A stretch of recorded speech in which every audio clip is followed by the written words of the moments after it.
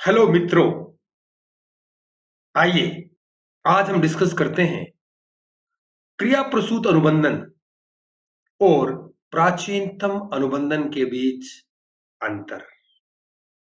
आपने प्राचीनतम अनुबंधन को भी जाना, क्रिया प्रसूत अनुबंधन को भी जाना। दोनों सिद्धांत अधिगम के सिद्धांत हैं। सीखना किस प्रकार हो सकता है उसको एक्सप्लेन करते हैं, लेकिन इनके बीच में कुछ आधारभूत अंतर होते हैं और वो है आज उन्हीं पर हम चर्चा करेंगे दोस्तों। शुरुआत करते हैं सबसे पहले प्राचीनतम अनुबंधन। प्राचीनतम अनुबंधन में दो उद्दीपकों को संधिबद्ध, युग्मित, एसोसिएटेड किया जाता है। याद रखें, भोजन और घंटी की आवाज। पाउलो साहब ने मीट पाउडर को घंटी की आवाज से जोड़ दिया, संधिबद्ध कर दिया, यानी कि दो उद्दीपकों को एसोसिएट किया जाता है प्राचीनतम अनुबंधन में। वहीं पर क्रिया प्रसूत अनुबंधन में व्यवहार और प्रतिक्रिया दोनों एसोसिएट किए जाते हैं। इसमें कोई उद्दीपक एसोसिएट नहीं किए जाते। चूहे का पिंजरे के अंदर उछल कूद करना और उसके बाद लीवर को दबाना, लीवर को दबाना उसकी प्रतिक्रिया है और उछल कूद करना उसका व्यवहार है। तो ये दोनों एसोसिएट किए जाते हैं। अगला अंतर है प्राचीनतम अनुबंधन। इस प्रकार के अनुबंधन में जो तटस्थ उद्दीपक था, जिसको हमने कंडीशन स्टिमुलस कहा, उससे एक नई प्रतिक्रिया प्राप्त की जाती है। हालांकि वो प्रतिक्रिया उस प्राणी के लिए नई नहीं होती, लेकिन उस उद्दीपक के प्रति की गई वो प्रतिक्रिया नई होती है। जैसे एक्सपेरिमेंट में हुआ, मीट पाउडर के प्रति कुत्ते के मुंह में लार आना स्वाभाविक है, वहीं पर घंटी की आवाज सुनकर के कुत्ते के मुंह में लार आना स्वाभाविक नहीं है। डिस्क्रीट या कंडीशन स्टिमुलस से एक नई प्रतिक्रिया का जन्म होता है प्राचीनतम अनुबंधन में। वहीं पर क्रिया प्रसूत अनुबंधन में पहले से मौजूद व्यक्ति के अंदर जो प्रतिक्रिया है उसको मजबूत करने पर ध्यान दिया जाता है, फोकस किया जाता है। चूहे को लीवर बार बार दबाना सिखाया जाता है। उसके अंदर इतना मजबूत कर दिया जाता है कि जैसे ही चूहे को पिंजरे में छोड़ेंगे, तुरंत चूहा उछलकर उस लीवर को दबाए और भोजन प्राप्त करे। तीसरा अंतर, प्राचीनतम अनुबंधन में जो व्यक्ति, जो प्राणी प्रतिक्रिया करता है वो इनवॉलेंटरी होती है, अनैच्छिक होती है, अपनी इच्छा से नहीं करता, उससे पास का कोई कंट्रोल नहीं होता और वो प्रतिवर्त होती है, रिफ्लेक्सिव होती है। आज भी अगर आप किसी कुत्ते को मीट का पाउडर, मीट या हड्डी दिखाओगे, उसके मुंह पानी आ जाएगा।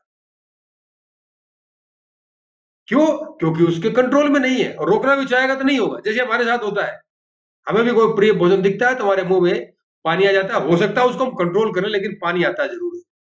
That is involuntary.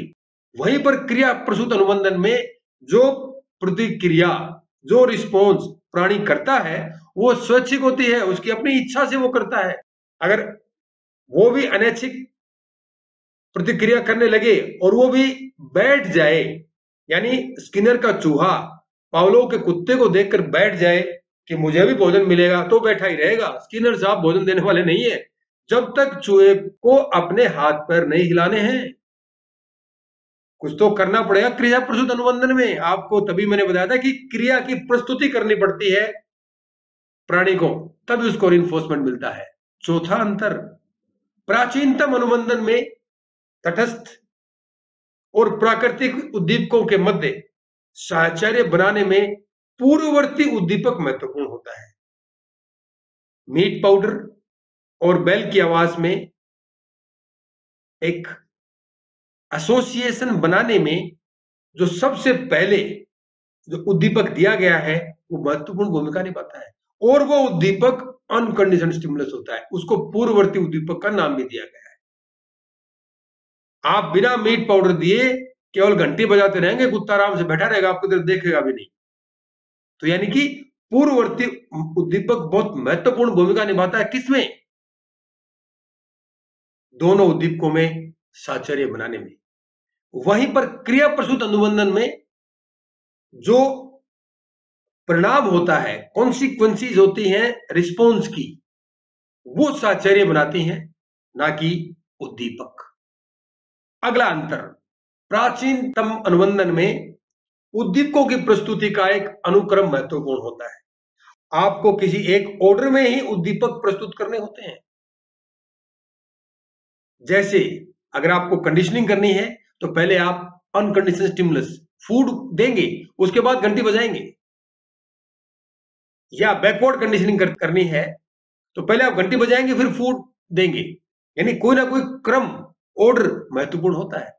वहीं पर क्रिया प्रसूत अनुबंधन में उद्दीपकों का ऑर्डर कोई मायने नहीं रखता। वहां पर जो प्रबलन दिया जाता है, रिइंफोर्समेंट दिया जाता है, उसकी अनुसूचियां होती हैं जो कि यह तय करती हैं कि व्यक्ति कितना जल्दी सीखता है और कितना देरी से या कितना जल्दी उसके अंदर विलोपन होता है। जैसा हम प्रीवियस वीडियो में डिस्कस कर चुके हैं, variable interval, fixed interval, variable ratio, fixed ratio, ये शेड्यूल है, और कंटिन्यूअस रिइंफोर्समेंट, ये 5 अनुसूचियां बताइए, ये महत्वपूर्ण है क्रिया प्रसूत अनुबंधन में। अगला अंतर, प्राचीनतम अनुबंधन में प्राणी में प्रत्याशा उत्पन्न होती है, और वो प्रत्याशा करता कौन है? वो प्रत्याशा उत्पन्न करता है अनुबंधित उद्दीपक। घंटी की आवाज एक प्रकार से अनकंडीशनल स्टिमुलस के लिए, मीट पाउडर के लिए प्राणी में एक्सपेक्टेशन, प्रत्याशा उत्पन्न कर देती है। जैसे ही घंटी बजती है, कुत्ता इंतजार करने लगता है कि यह भोजन आएगा, जिसके परिणाम स्वरूप उसके में मिलार आ जाती है। यानी एक उद्दीपक दूसरे उद्दीपक के प्रति एक्सपेक्टेशन उत्पन्न करता है। लेकिन क्रिया प्रसूत अनुबंधन में प्रबलन, रीइंफोर्समेंट, व्यक्ति के अंदर प्रत्याशा उत्पन्न करता है। वहीं पर क्रिया प्रसूत अनुबंधन में प्राणी का व्यवहार उसके अंदर प्रबलन के लिए प्रत्याशा उत्पन्न करता है, उसकी प्रतिक्रिया उसको प्रबलन की ओर ले जाती है। अगला अंतर, प्राचीनतम अनुबंधन, अनअनुबंधित उद्दीपक, अनकंडीशनल स्टिमुलस जिसे हम भोजन कहते हैं, वो एक तरह से रिवार्ड का काम भी करता है, व्यवहार की अभिव्यक्ति से पहले दिया जाता है। इससे पहले कि डॉग सेलिब्रेट करे या किसी प्रकार का व्यवहार वो करता है, उससे पहले उसको भोजन देना जरूरी है, उद्दीपक देना जरूरी है। बिना उद्दीपक के कुत्ते के मुंह में लार नहीं आएगी।